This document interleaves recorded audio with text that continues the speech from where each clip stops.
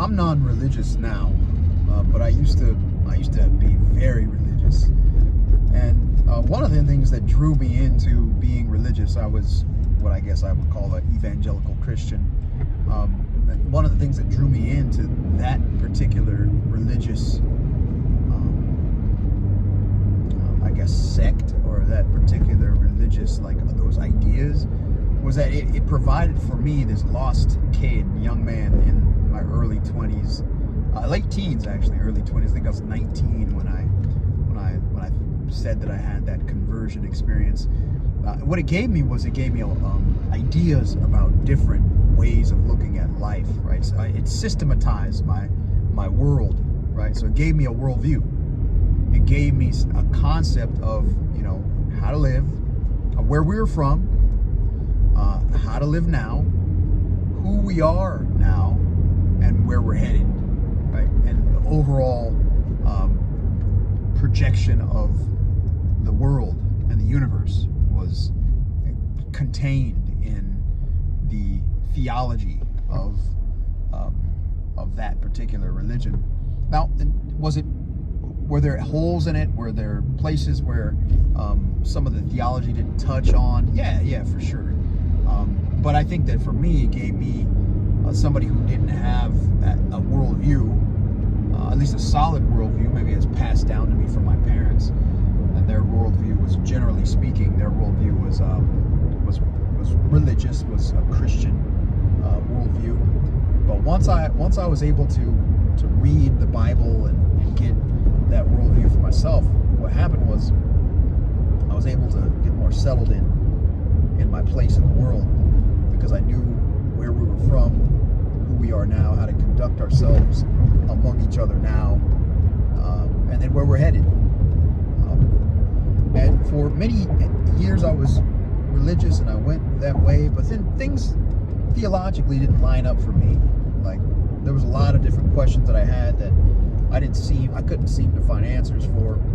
And so at some point I let go of living a religious life based upon the tenets of this religion or that religion, based upon being a so-called Christian, evangelical, whatever. I dropped that, and when I dropped it, I had a tough time just navigating life, and still do have a tough time just kind of stomaching the ideas of what to make of the afterlife, what happens after we take our last earthly breath. So that was some of that still, is not as clear for me as I wish that it could be. But at least I'm more honest about it than what I was. Like, I took the whole worldview of the evangelical Christian wholesale and just adopted everything without question, and just studied it as it was given to me, and tried to embrace it and follow it in terms of my lifestyle as best I could. Well, there hasn't been a time where I felt as at ease about just my worldview, recreating a worldview that left when I left the church. The worldview that I now am adopting or constructing for myself is a worldview that I find in poetry. Right? The more poetry I read, the more I see that there is a worldview that I can begin to assimilate or begin to construct for myself. And the construction, I'll be honest with you, construction is not going to be some airtight ideas. It's just ideas that'll help me live from day to day and connect with other human beings and enjoy the precious moments that we have. But for sure, as in this last playlist that I've just put up with Nikki Giovanni's poetry, there's been some things about power that I've definitely brought into my worldview, like the idea that power is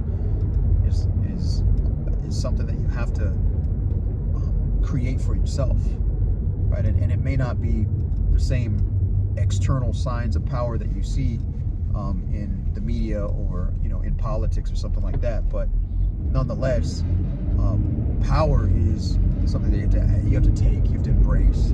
You have to take power for yourself and live with that power and embrace it. And you need to be powerful with your mind and your actions for yourself.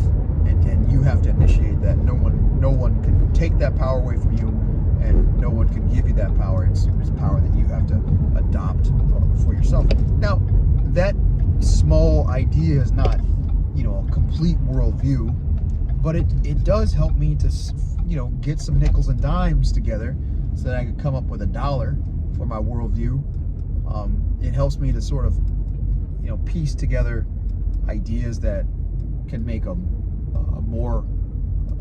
bigger whole that I can work with and from. So although I don't have religion, I do have poetry. I have poetry to help get me the insights I need to live for this day, for this moment. And so maybe poetry, as we read poetry closely together, maybe you might be able to sort of construct your own worldview as we take a look at different texts. Right now, I'm trying to figure out which text to read next. Maybe you could give me some input on this. Two texts that I have, or two poets that I have in mind: Langston Hughes and Robert Frost. I might as well just pick one and read it. But I wanted to get some feedback from you to see which one that you would sort of prefer over the other.